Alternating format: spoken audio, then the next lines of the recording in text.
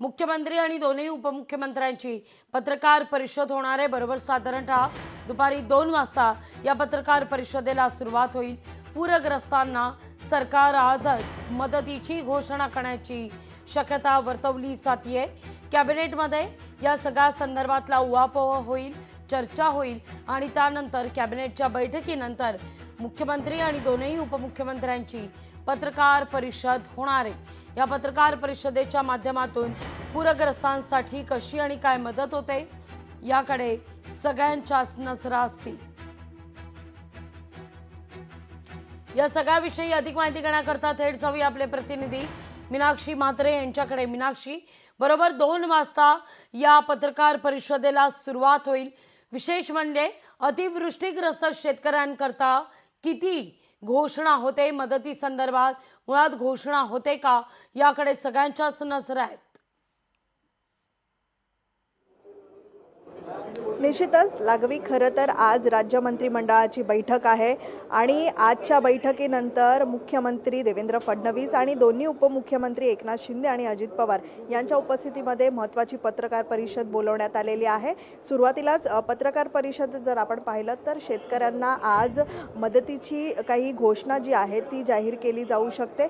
तत्पूर्वी मंत्रिमंडळ बैठकीमध्ये पंतप्रधान नरेंद्र मोदी हे 2 दिवस मुंबईच्या दौऱ्यावरती आहेत। या अनुषंगाने काही चर्चा केली जाऊ शकते का हे देखील पाहणं महत्त्वाचं राहणार आहे। पण तितकेच आपण पाहतोय की जरी राज्य सरकारच्या वतीनं आज जर पत्रकार परिषदेमध्ये काही घोषणा केली मदतीसाठी, शेतकऱ्यांसाठी, पूरग्रस्तांसाठी, तर जर प्रामुख्याने आपण पाहिलं तर 8,000 हेक्टरी जी आहे ते सरकारच्या वतीनं सध्या मदत जी आहे ती देण्यात येत आहे। पण मात्र दुसरीकडे शेतकऱ्यांची जी मागणी आहे त्यांना 50,000 हेक्टरी पाहिजे आहे अशी मागणी त्यांच्याकडनं केली जात आहे। त्यामुळे सरकार याच्याकडे कशा पद्धतीत बघतं आणि काय नेमकी मदत जाहीर केली जाऊ शकते याकडे सगळ्यांचं लक्ष लागलेलं आहे। पण तत्पूर्वी आपण पाहतोय की कॅबिनेटच्या पूर्वी मात्र प्री कॅबिनेटमध्ये देखील काही महत्त्वाच्या चर्चा देखील केल्या जाऊ शकतात। त्यामुळे अजित पवार यांच्या दालनामध्ये देखील प्री कॅबिनेट जी आहे ती बोलवण्यात आलेली आहे। त्यामुळे ज्या मंत्र्यांनी ज्या जिल्ह्यामध्ये जाऊन आढावा घेतलेला आहे याची माहिती जी आहे ती संपूर्णतः मुख्यमंत्री आणि उपमुख्यमंत्री यांच्या उपस्थितीत दिलेली आहे।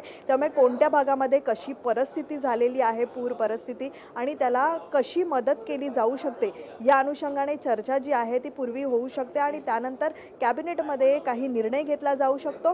मात्र 2 वाजता पत्रकार परिषद जी आहे मुख्यमंत्री आणि दोन्ही उपमुख्यमंत्री यांच्या उपस्थितीत बोलवण्यात आलेली आहे। त्यामुळे राज्य सरकारच्या वतीनं शेतकऱ्यांना ज्या ठिकाणी पूर परिस्थिती निर्माण झाली तिथे काय नेमकी परिस्थिती आहे आणि सरसकट मदतीसाठी काही घोषणा केली जाऊ शकते का हे देखील पाहणं महत्त्वाचं राहणार आहे। लाघवी।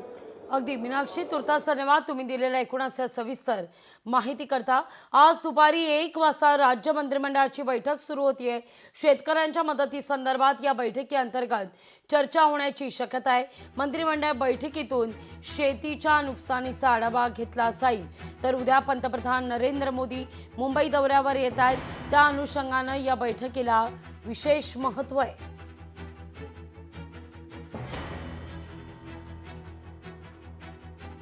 या बैठकीत यंदा राज्य सरकारकडून गणेशोत्सव आणि त्यानंतर दिवाळीत आनंदाचा शिधा वितरित करण्यावर देखील चर्चा होण्याची शक्यता नाकारता येत नाहीये।